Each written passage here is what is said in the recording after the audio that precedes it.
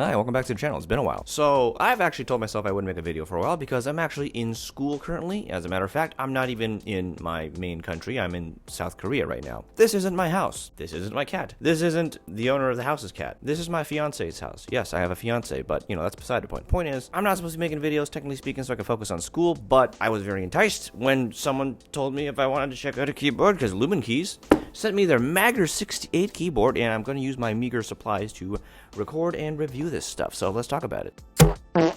Now, as you just heard, this was sent out to me from Luminkeys themselves to check out, which is pretty nice of them, so that's pretty cool. But that doesn't mean I have to, like, say things that they want me to say. I can say basically anything I want about this thing, because I like making honest reviews, and that's just how it's going to be. So, good, bad, I'll talk about it. Alright, well, here's the box that it was shipped in, and inside this box is our actual box, which is, of course, wrapped in plastic. And if we just take this off, you can also take a look at our contents, which include our keyboard, a USB-A to USB-C cable, which is supposed to be, like, made of a higher quality, and even has a little shieldy bit to keep a strong, clean signal, you know, for that 8K polling rate for gaming. Speaking of which, you're going to get a spare Gateron Magnetic Jade Pro switch, which is a Hall effect switch, which is essentially really popular in gaming because you can adjust the actuation as well as the reset point. The switch essentially uses a magnet which has its position read by the PCB itself to know where things are. Now, a builder's benefit to this is that you don't have to deal with like metal pin contacts getting bent and whatnot because it doesn't need them because it just uses magnets. But then on the flip side, if you switch out your switches, you have to update the software for the keyboard itself so that the keyboard knows what settings of the switch it's dealing with. Now, if you ever do need to remove a switch, we do get a combo switch slash like keycap puller, and if we don't know what we're doing, we do get a basic little manual pamphlet thing.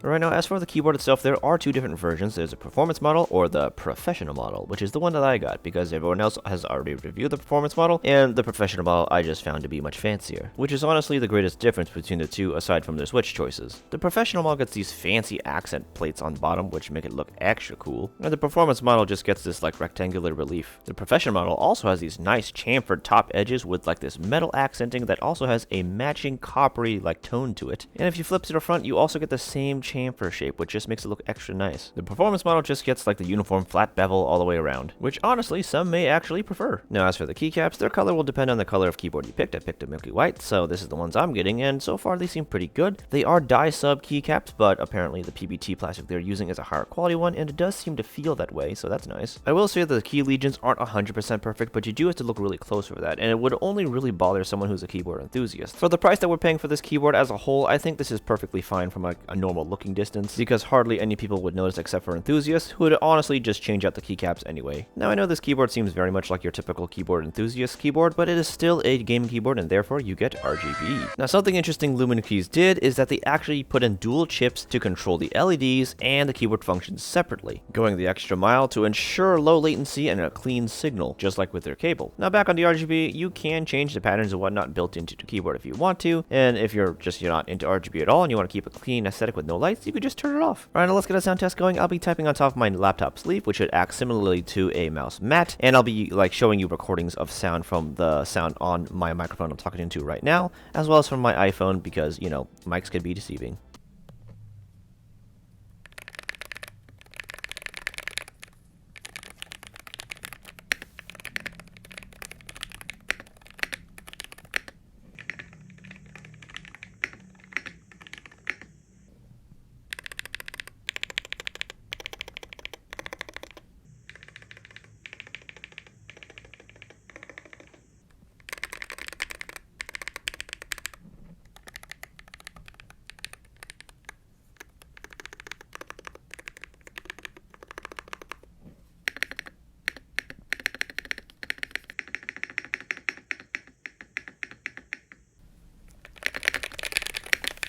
Alright, well, the stock sound is actually really good. I mean, the switches are already pre-lubed and whatnot, and there's no spring ping, so I guess those were lubed pretty well too. And honestly, I don't think anyone really needs to mod it, but I do want to take a look inside just to see for myself. Granted, it is already blown up on the website for you to see, which I may have to now refer to after a few issues. You see, I don't have my main tools here, so I had to go out and buy some, and I went to Daiso, picked up some Allen wrenches, which was probably my first mistake, because cheap tools can cause expensive problems. For example, I did find that some of the screws on this board were torqued a little bit too much. While most of the screws were easy to remove, at least 4 of them were incredibly hard to loosen and remove, one of which didn't want to go and actually stripped. God damn it. Yeah.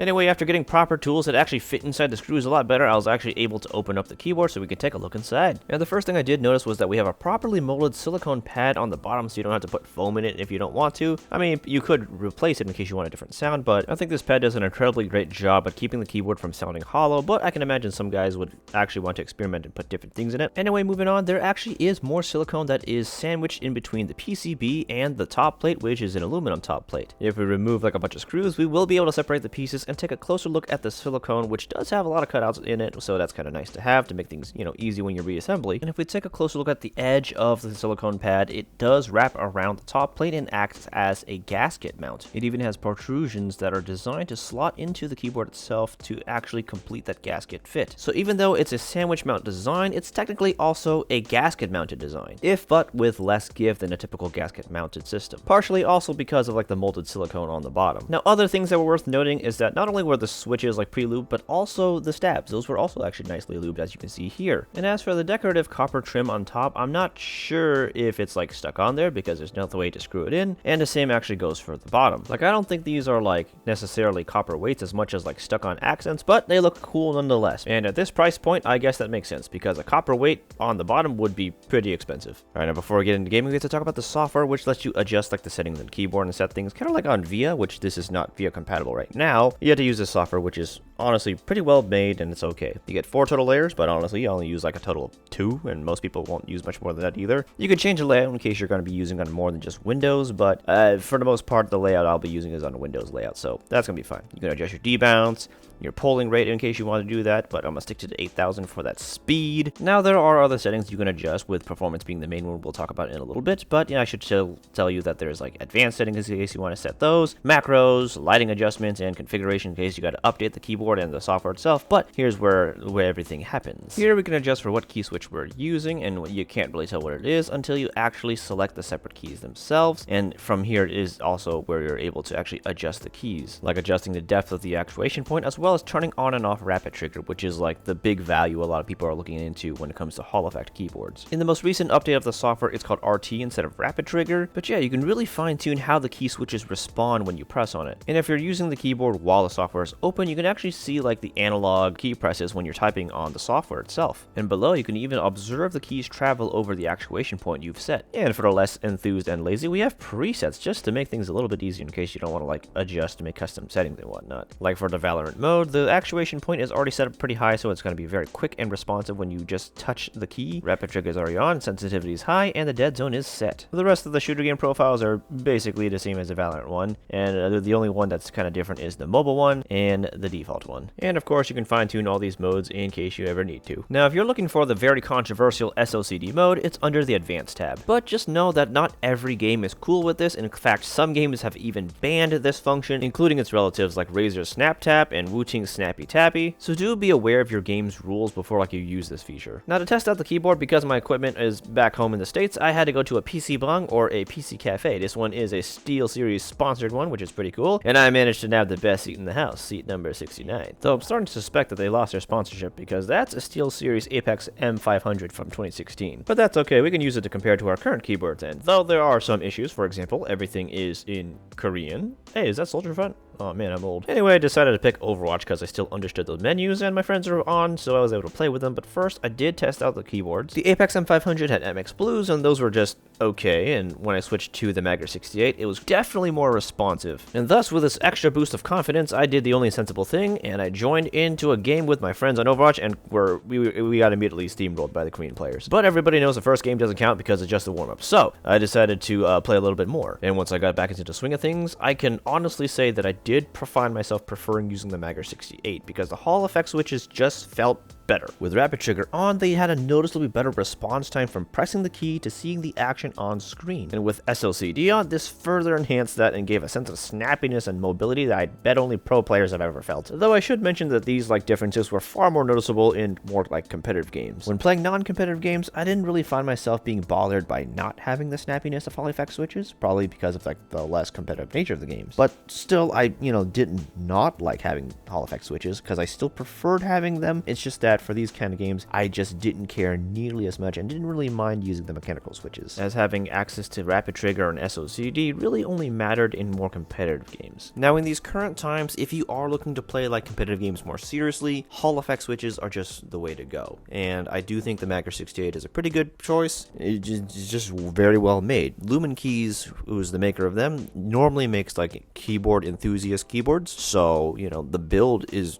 definitely reflected here, and it's kind of nice that they decided to tackle the gaming market while still implementing a lot of the keyboard enthusiast like market stuff. So you get the nice build, the nice looks, and they actually made this in two models. This is the professional model, which is more for the keyboard enthusiasts who are also gamers, but for those who are just people who are just gamers that don't care as much about the aesthetics of their keyboard, there is just the performance model where you lose like the aesthetic bells and whistles, but you do gain lighter weight switches that are a little bit easier to press down. So there is that. And you also save like $30, this being like $150, and it's $120 for the performance model. Now, if you are thinking about buying this keyboard or the performance model, I'll leave a link down in the description. Don't know if they're going to give me a kickback or not, but the links are going to be down there. Hopefully they will. If it's an Amazon link, then maybe, but we'll see. But anyway, I should note that the market is heating up pretty fast. There's a lot of companies coming out with their own Hall effect keyboards, and as of right now, I do still feel like the Magger68 is a really good choice as long as you don't need an F key row. Because if you do need an F key row, then you're gonna have to pick something else at this point. Me personally, from a personal note, I'm in that boat. I do wish that Luminkeys had made a 75% Hall effect keyboard instead of a 65%, but I can understand why they went with 65 because I know a lot of games don't really use the F key row, so I guess most people should be okay with the 65%. I'm honestly glad we're out of that 60% trend that was around a while ago for gamers, because that was kind of dumb. Everyone basically collectively realized that they wanted the arrow keys, and that 65% was the way to go. And now, currently in the keyboard world, people are leaning more towards 75%, and I'm hoping to see more 75% like Hall effect keyboards out there, so that would be pretty cool. I'm pretty sure Luminkeys is thinking about it. I can't imagine them not thinking about it, because they are in the keyboard enthusiast segment, so maybe we'll see a 75% Hall effect keyboard coming out from them soon. I do know other companies are already making stuff like that, but they're mostly like TKLs right now, though I do think Newfie has a 75% low profile Hall effect keyboard coming out soon. It's on pre-order, and they are having another keyboard that's going to compete directly with this one that is also 65%, but I don't know how